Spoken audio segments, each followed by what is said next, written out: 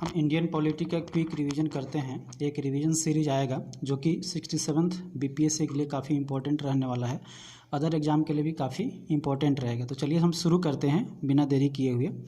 Under which article state can impose reasonable restrictions. तो reasonable restrictions की बात जो कही गई है वो आर्टिकल 19(2) में कही गई है। कितना? आर्टिकल 19(2) में कही गई है, इसको ध्यान रखना।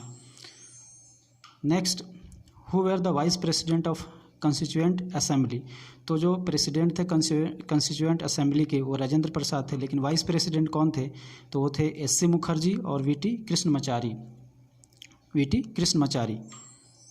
Next, who moved the objective resolution in constituent assembly on 13 दिसंबर 1946। तो ऑब्जेक्टिव रिजोल्यूशन यानी कि हिंदी में उद्देशिका बोलते हैं, इसको जवाहरलाल नेहरू ने पेश किया था, ठीक है ना, और यही प्रीएम्बल का आधार बना।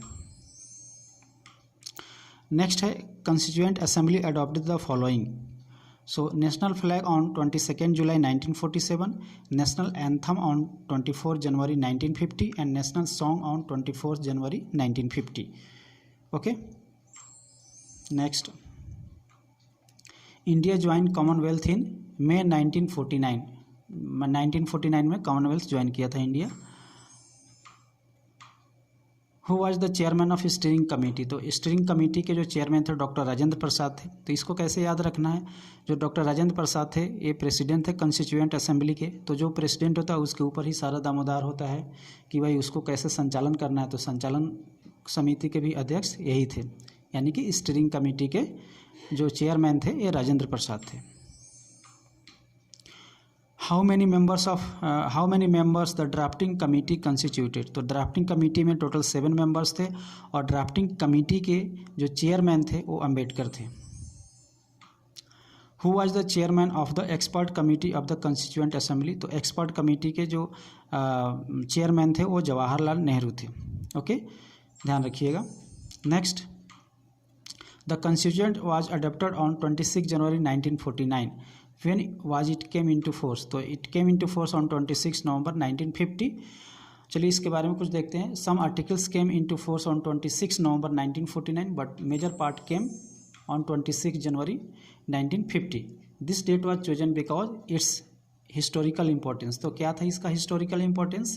It was on this day in 1930 the Purna Swaraj Day was celebrated following the resolution of the Lahore session। Okay। Next है constitution was originally made in English by which constitutional amendment the Hindi version was provided. तो Hindi version कब आया? 58 constitutional amendment act of 1987। ये कौन से article में इसको बताया गया? Article 394A।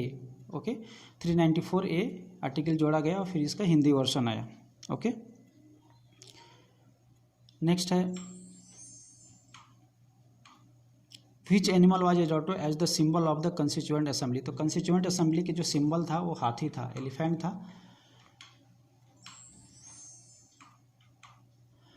Who describe the preamble of the constitution as identity card of the constitution. ठीक है ना, प्रीएम्बल को आइडेंटिटी कार्ड किसने बोला था? तो एन.ए. पालकी वाला ने बोला था। By 42nd Constitutional Amendment Act 1976, 3 words were added. These words are socialist, secular and integrity। इन तीन शब्दों को जोड़ा गया 42nd अमेंडमेंट के द्वारा, और इंदिरा गांधी उस समय प्राइम मिनिस्टर थी।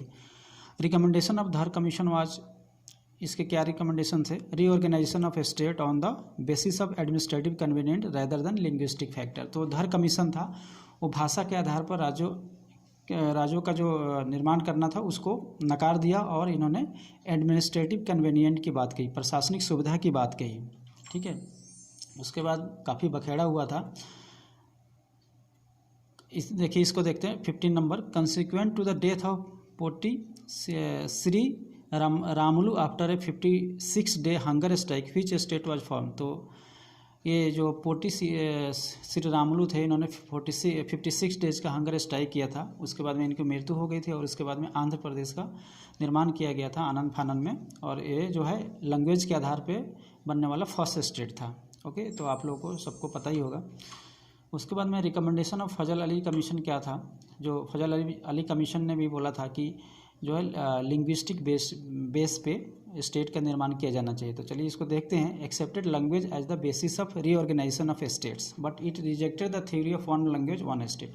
तो वन लैंग्वेज वन स्टेट की बात को इसने नकारा था। अगर ऐसा देखा जाए तो बिहार में भी कई सारे लैंग्वेज है, तो उस लैंग्वेज के बेस पे अगर स्टेट बनाने लग जाएगा तो बहुत सारा स्टेट बन जाएगा। तो इसलिए लैंग्वेज को तो इन्होंने आधार माना, लेकिन इसमें वन लैंग्वेज वन स्टेट के जो कंसेप्ट था उसको नकार दिया। By which amendment states reorganisation act 1956 came into force. तो ये 7th कॉन्स्टिट्यूशनल अमेंडमेंट था, ठीक है ना। और जब ये एक्ट पास हुआ उसके बाद में जब रीऑर्गेनाइज हुआ स्टेट, तो उस समय 14 स्टेट्स थे और 6 यूटीज़ थे। यूटीज़ यानी कि यूनियन टेरिटरी। ओके, नेक्स्ट है there are 5 ways of acquiring Indian citizens. तो 5 तरीके कौन कौन से हैं? बाई बर्थ, उसके बाद में by descent, by registration, by naturalisation, by incorporation of territory. Okay, उसके बाद में who propounded the rule of law. तो रूल ऑफ लॉ जो है AVDK ने इसको प्रोपाउंड किया था, AVDK ने, ठीक है ना।